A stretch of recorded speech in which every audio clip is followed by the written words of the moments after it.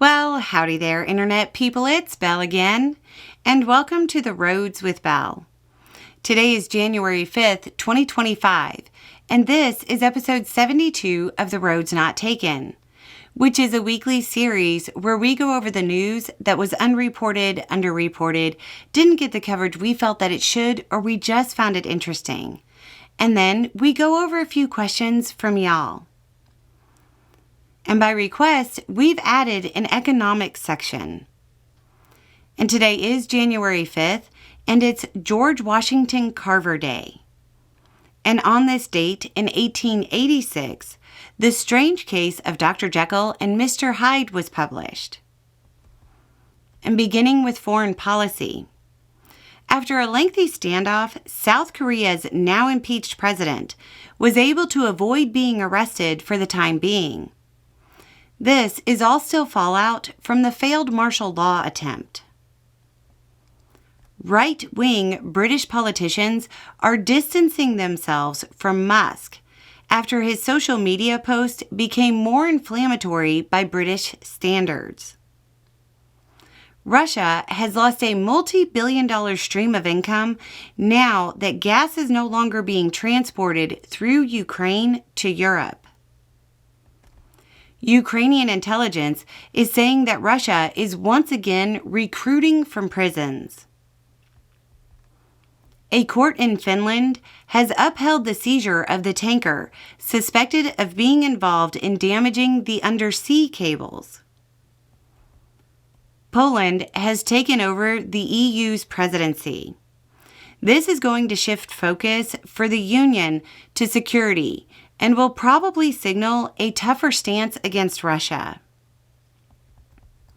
State Department has reportedly notified Congress about an $8 billion arms sale to Israel.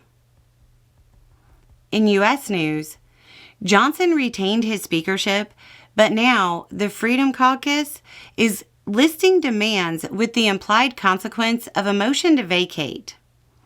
We'll go over the demands in detail over on the main channel. MAGA faithful are starting to question Trump's relationship with Musk and other big tech figures because they feel, quote, he owes them. Well, you think? Some governors are preemptively declaring states of emergency over the impending winter storm.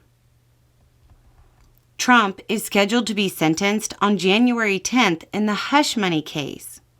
Signals point to no jail time, and there's a possibility of appeal. In cultural news, Trump is complaining that flags will be at half-mast during his inauguration. The flags will be at half-mast because of the death of President Jimmy Carter. In science news, experts are cautioning about the raw pet food trend amid the bird flu outbreaks. 230 million people in the U.S. are expected to see freezing temps. Be careful and remember how to stay warm.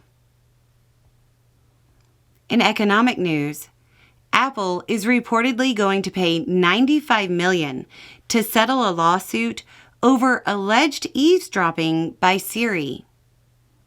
I never trusted her or Alexa. Biden blocked a Japanese steel company from buying U.S. steel. That's a company called U.S. Steel, not U.S.-made steel. I've seen that cause a lot of genuine confusion on social media. In oddities, not really odd since we said it was going to happen, but conspiracy theories are running rampant about the incidents in New Orleans and Texas, as MAGA Republicans try to find some way to square all recent information with the information they originally believed. Okay, on to the Q&A. What is Trump talking about when he says he won't protect NATO countries if they don't pay their bills? Who does he think is sending out invoices out to NATO countries, saying, please pay this amount, Please make your check payable to blank space.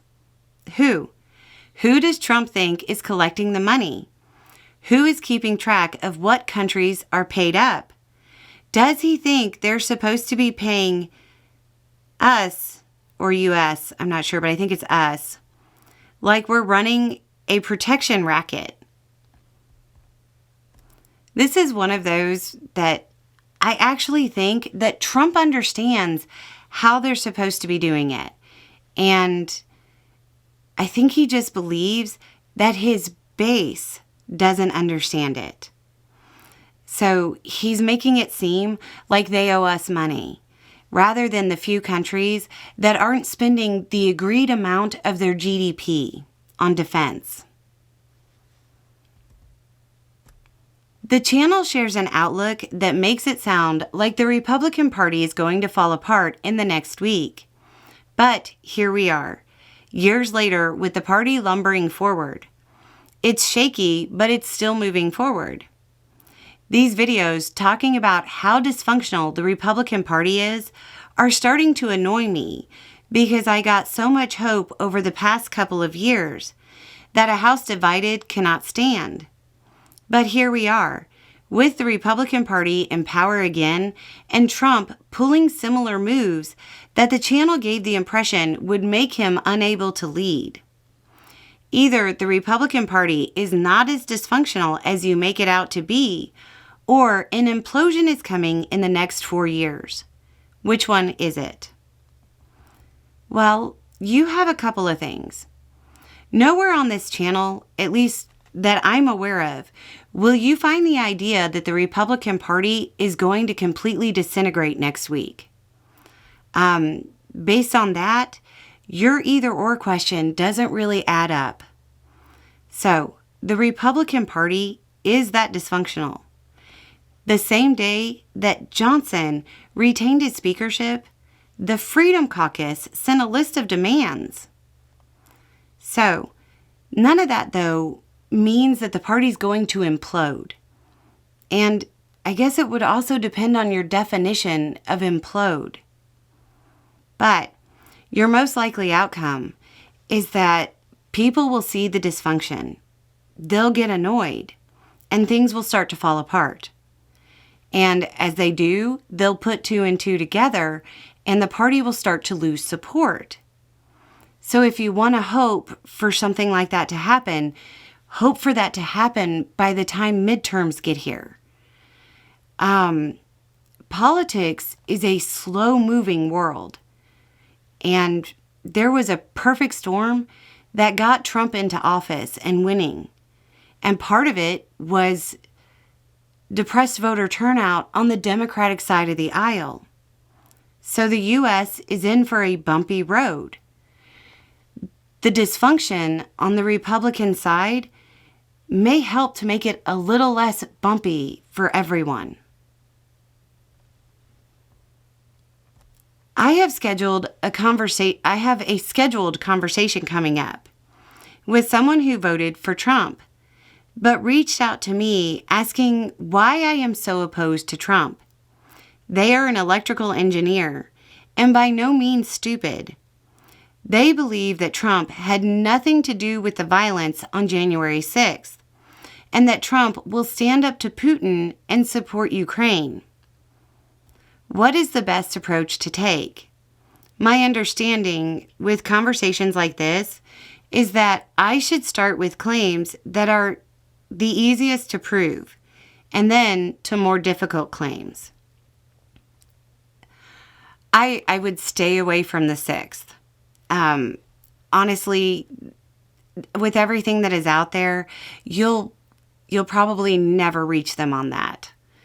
As far as Putin and Ukraine, I'd use the stuff that you mentioned in the first part of the message that didn't get read as far as the summit, but also the Kerch Strait incident. And that was the first time that a uniformed Russian troop engaged a uniformed Ukrainian troop. And it happened on Trump's watch. And Trump did absolutely nothing. And your friend probably won't even know about it because the U.S. response was so weak. But that might open the door for you to kind of say, look, here's a critical piece of information that the news sites that you trust didn't tell you. And then I'd also point to the treaties that Trump used, or that Trump kind of tanked, that helped Putin. Your idea of asking what it would take to no longer support him, what's the line in the sand? That's good too. And be empathetic. If y'all have already done a video on this subject, I'm sorry to bug you, but I could use some help on this. I'm a progressive, but poor. No shocker there. Since I am short on cash, I would like to contribute by volunteering my time and effort instead. However, I am both an introvert and on the autism spectrum. I am not a people person, and I have spent my life dreading having to network. I am an accountant by profession, and I'm also pretty good at graphics and design work. So, I have skills to offer, just not people skills. Do you have any suggestions? Your advice on this subject usually starts with networking, and that is where my brain shuts down. Can't I skip that step? I'm sorry. You can't really get around networking, not totally. But if you have a special skill set like accounting, you could probably limit it a little bit. A lot of networks, they set themselves up as companies or nonprofits. And most times, they don't know a lot about keeping the books. But you have to reach out to them. And that's kind of where your networking part comes in as far as the people part. But it's important to remember there is no skill that isn't useful. And there's no circumstance that stops you from helping. We are all in this together. Okay, so that looks like it. A little more information and a little more context, and having the right information will make all the difference. Y'all have a good day.